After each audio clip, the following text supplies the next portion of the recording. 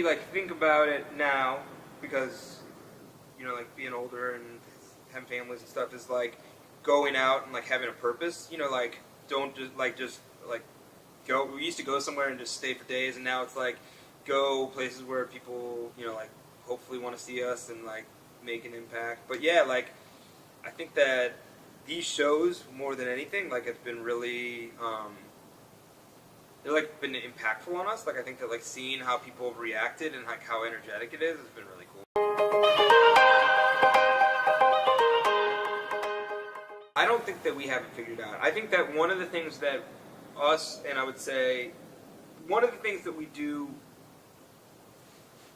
this is one of the things that I think that we do well, is that we do like a gut thing. So like we go with our gut, like in like putting out like My Songs Know You Did in the Dark, or like like it's like all doing Pac Sam days, whatever it is, like hip hop remixes. It's just like this feels right. This feels like the right time to try this, and it's not. It doesn't always work out. There's times when when it's like, oh shoot, that missed. Like it didn't have the impact that we thought. But I think that like we've never really tried to be a band that like chases things, and I think that that's been helpful.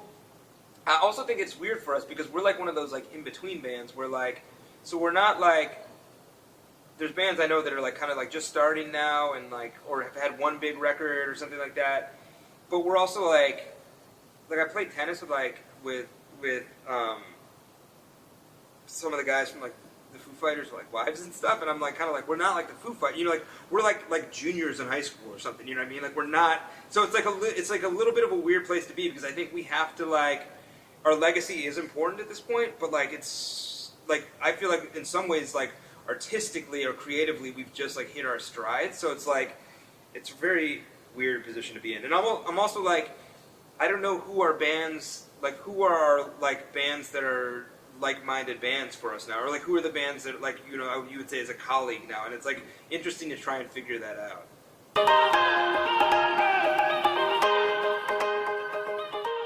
So in some respects I think that I'm a crazy person. Like every song has like a visual thing to me, like when we write the song, and usually it's either cinematic or it's like a specific image, and so like I think everyone's just like he's kind of crazy, so like that's fine if he does that kind of thing.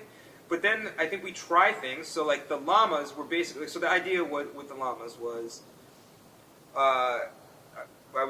we were watching the movie Elf, and in the movie where he's like, wait, I'm not a fucking elf, like I'm whatever. I was like, well, there's got to be like a dark version of that, like where you're like, oh my god, like what if everyone else is a monster and I'm like a human being? And so like that was just the video for Young and Menace. And so we shot that, and then it was like, well, what else do these like monsters or llamas do? And like, let's take them to a skate park with Post Malone. And then it kind of like became this other thing. But I don't know that that one wasn't an intentional like this is going to be part of the like whole record cycle or something. It was just like became more of a thing, I guess. And again, I think it's like a lot of it's like a gut thing. Like right now, I think we live in a time where like the kids drive everything. So like you can be like, this is my single. But like if the kids decide a different song is your single, that's what your single is. You know what I mean? And like it's an interesting era to be an artist within like pop culture, because you're like, this is our intention, but like sometimes someone else takes the wheel and it goes like a different place than you expect, which is kind of cool. Just an only child of the universe, and then I found you. This 10 years within music and entertainment, and I guess like technology in the world, has been such a big jump. Like who would have known that you would have like access to every song basically on like your device? Like I would not have predicted that. I think in terms of Fall Out Boy, I'd be like, I can't believe you guys are like still doing that, or you're playing an arena or a stadium. Like that's pretty insane. I mean, I think that there's a lot of things that I would say to myself, like, if you took this path, it'll be a lot easier. Like, you might not learn as much about yourself, but it would be a lot easier, and it'll cause you like a lot, like But I think you need all that stuff, or I need all that stuff in order to like, I think I personally take the long way or take the hard way a lot of the time, but like, I learn and I become a better person for it, and so I think that like that's important. But there's like, yeah, I guess I would like to go back in time and give myself like the cheat sheet and be like, you don't really gotta do like this, like you'll turn out this way if you just like do this. Found you, and then I found you. You are the sun and I. So, well, we hadn't said it to each other, definitely. But, well, with the way, like to be super specific, with the way it works right now, or music works, they, like Azure Records coming out and the pre-orders are happening, they're like, we need this instant grat track, which is like a track that comes out before.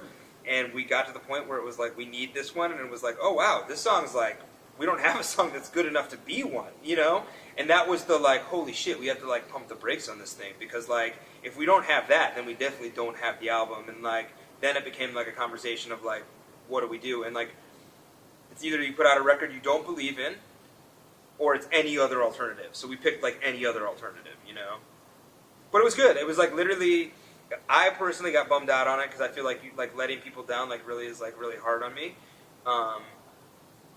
And I think that like the next day we got Last of the Real Ones, and that was like really cool. Like it was almost like one of those like moments, like where you're like, oh, maybe we were meant to do this. I'm just the planets spinning around you, spinning around. The funny thing about Australia to me, like when we've been on tour here, is there's always like, it's always like someone else is here, you cross paths with somebody. I remember we were playing, I think Soundwave, and I ripped my pants on stage, and I like just don't have, I only basically bring one pair of pants on tour, and I guess Marilyn Manson had a like seamstress or something, and like so they were like, oh, they'll sew it. And it was like time to like go on stage, and like I'm like, I guess I gotta go get these pants, and like Marilyn Manson just had them like over his shoulder or whatever. I was like, I don't like no, like man, like what am I supposed to do?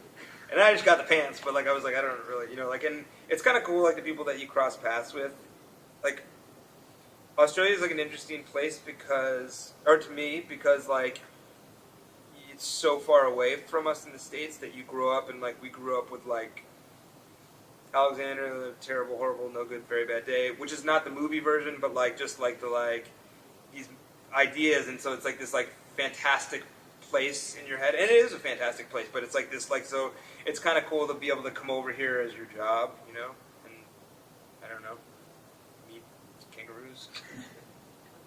You're just the last of the real ones.